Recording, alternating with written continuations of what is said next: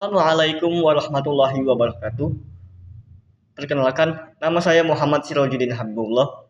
Saya di sini ingin menyampaikan analisis dari saya untuk Bapak Surya Paloh.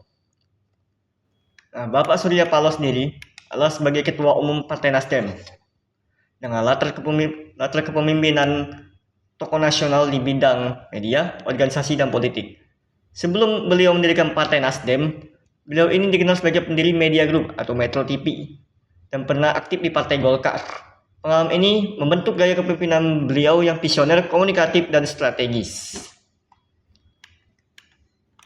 Nah, kemudian beliau ini mengambil teori kepemimpinan, yang dimana beliau ini cenderung dapat memberikan informasi yang lugas, dapat memberikan arahan atau petunjuk, dan juga dapat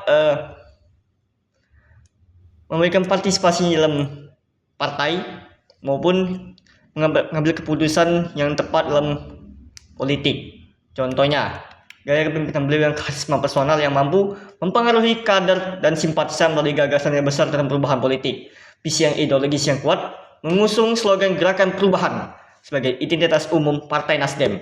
Kemudian sentralisasi keputusan. Beliau ini memegang kebijakan strategis yang banyak ditentukan oleh ketua umum partai yang mencerminkan putusan pemimpin yang kuat. Kemudian strategi politik dan organisasi beliau sendiri membangun Partai Nasdem sebagai partai nasional dalam waktu relatif singkat. Kemudian beliau menerapkan politik tanpa mahar,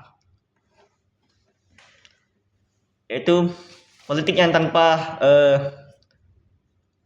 balas budi lah mungkin ya, sebagai diferensiasi dari partai lain meskipun dalam praktiknya menuai perdebatan. Menentukan arah koalisi secara pragmatis namun ideologis, misalnya mendukung pemerintahan Jokowi pada periode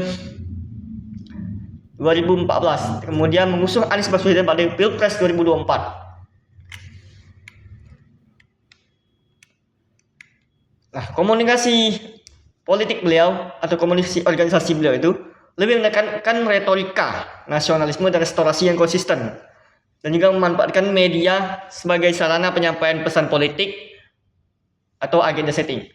Pernyataan politik beliau yang tegas bahkan kontroversial untuk menarik perhatian publik. Nah, jadi itu salah satu penjelasan dari teori kepemimpinan untuk Bapak Surya Paloh. Kemudian aliran komunikasi beliau. Aliran komunikasi Surya Paloh yaitu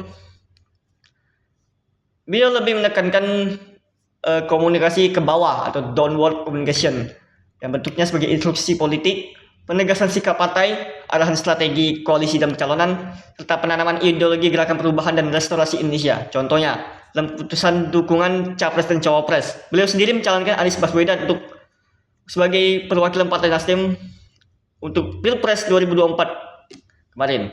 Kemudian penetapan sikap partai terhadap isu nasional, kemudian memberikan arahan kepada DPW dan DPD Nasdem. Sekian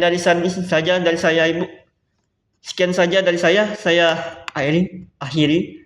Wabillahi taufiq wal hidayah. Wassalamualaikum warahmatullahi wabarakatuh.